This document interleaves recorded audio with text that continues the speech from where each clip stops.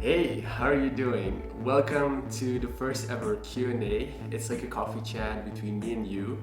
I asked you in the group what you wanted me to answer, and I've seen so many replies now, but the top one is I want to grow my sales. So this was a little bit unexpected to me because I'm the founder of Why Not 3, and Why Not 3 is very much on the work-life balance, entrepreneurship, which means that we try to strive for optimal productivity without pushing the borders where you end up kind of burned out and stuff like that. So it's not that fluffy work-life balance, it's more like the the optimal productivity. But let's get back to your questions. So I want to give a shout out to everyone who put into the poll and contributed. So first is Imran, thank you very much. Mido, Broderick, Brian, Nick, Cody, and Sergio. I also saw your question, Cody, down below, which is the option. So if you're trying to build your sales force for the startup, so I'm going to be covering that as well.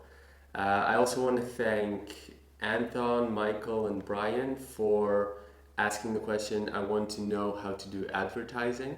So I will link at the end something below so that you can just ask me personally through email. Then Ahmad, Daniel, and Steph, thank you very much for asking that you want to start a business but you don't know how or what. Again, this topic in this video will be very much into I want to grow my sales. So if you want to ask me personally, just I'll link it down below and you can just send me an email. Then Ramon, you want to know how to be more productive as an entrepreneur, which is the core of Why Not 3. So same thing, just email me, I'll answer you personally. We also have an entire blog and YouTube channel dedicated to that. So, and then Louis, I think, if I'm saying stuff wrong, I'm from Europe, so just correct me in the comments. So you want to know how to balance entrepreneurship with relationships, which is again also part of the core of Why Not 3, and we cover it a lot in actually the output of the workshop, which you get when you subscribe. But again, I'll link it down below and then you can just email me and I'll send it to you. So to go back to the topic of this month or maybe even this week, you want to grow your sales, but how do you do that? Where do you even start? I am going to take for now the basic, which is you're a startup. You are growing your sales at the point where you can hire now. But you already know kind of what your niche market is. So the number one thing obviously is to really know your client. A story that I have for that to really explain it is I used to do filmmaking. I have a film production company where we do product launches and we deliver the video content. But at the time when I started, it was just cultural events. That was kind of my niche that I was doing. And as I was growing, I started realizing that actually the people that I really wanted to work with are conference people. So I started niching down to conference people, and now what happened was that I had a person that I really wanted to work with, that I could learn a lot from, and that I could deliver value because I was an expert in that area. So when they called me up, they would say, "Oh, did you do something before this?" And then I would list all the conferences in our country and even in Europe that I already delivered. So that gives me credibility to do more. So it's very important to do stuff in your niche very well. And then sometimes what will happen is that success will go into other areas. So for instance, from there, I got a project with Coca-Cola. They wanted a commercial for their new application. It was totally something different to what I was doing originally, but the success that I built in one industry, I could use into other industries. So you want to niche down. That's number one. The second one is, okay, you're niche down. You are kind of starting to get the sales that you want, but you don't know how to scale it. So the first thing you'll need to do is recruit, of course. You'll need to recruit as many people as you can afford. The first investments that you make, obviously outside of the basic gear that you need for your business, is people. Recruit the people that are similar to your mindsets. I once made the mistake of hiring someone that became my executive, but we totally didn't see eye to eye. And the issue with that is that I eventually ended up exiting that company, and you don't want that to happen. Now everything is going and the company is going, but I have other projects now. And in these other projects, what I do is I hire people with a similar mindset because I learned that you really need to trust your gut feeling on that. If you have that click with that person, and if this person over the long term sees the world the same way, then the growth will be way faster. An example again, why not 3 grew almost 3 times as fast in a period of 6 months, in contrast to my film production company, which took 2 or 3 years to grow to get to the level that we are at right now. So the reason why is because the team is way more aligned in the recruitment process. Now, of course, in film production company, I'm starting to do the same thing. But as I grow, obviously you can grow with me and learn from my mistakes. So the number one tip obviously is niche down. The second tip is invest in people, and invest in people that are very, very aligned to you. And from there, you have to teach them your sales process. One of the top mistakes that I see a lot of executives that are my friends do is that they invest in people and expect them to do something more than what they are doing. It's your job, if you're the executive, it's your job to figure out the systems and the processes. There is a good book called by Sam Carpenter, something with systems.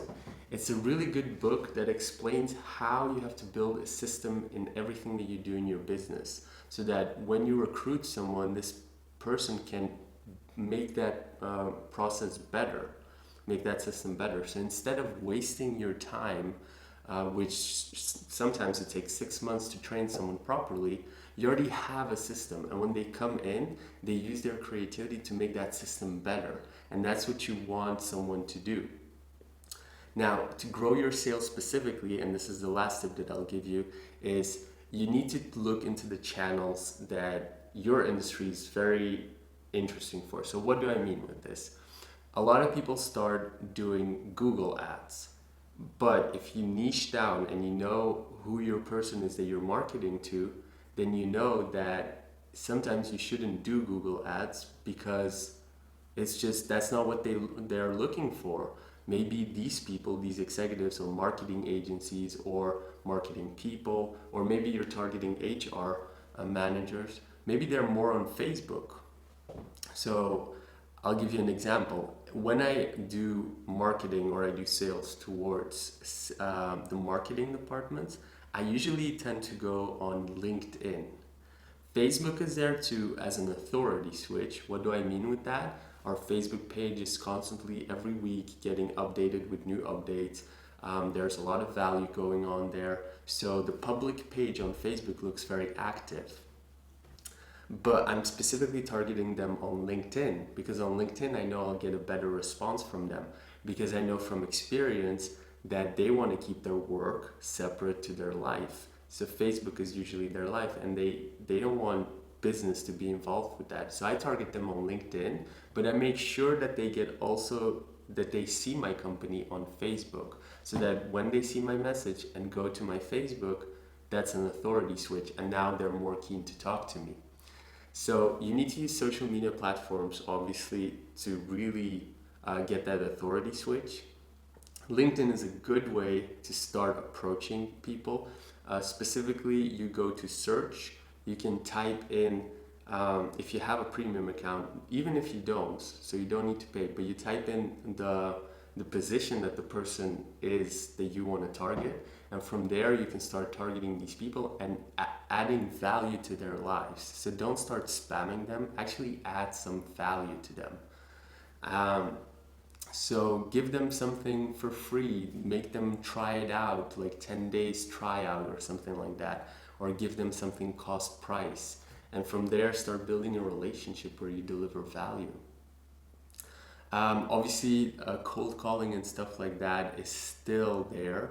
However, I started doing because of travels. What I do more is Skype calling. So from LinkedIn, I'll get them to a Skype meeting, and sometimes I'll get them just on a phone call. I do most of the recruitment right now like that for clients. For the rest, there is still the value of actually cold calling, because once you know your niche, it's very good to go to specific locations that work with these clients a lot. So, for instance, if you would go into, let's say, wedding planners, right? So, wedding planners, my best friend is a wedding planner. So, I know that the industry is populated with if you know a wedding planner, you probably know a wedding video guy and a wedding photographer, and so on and so on. So it's very good to go to, for instance, locations of weddings. You go to a castle where a lot of weddings are held. You start bonding with the location's people, and from there you start building a relationship where you say, look, if you have a wedding, maybe you can recommend me and I'll give you an affiliate deal.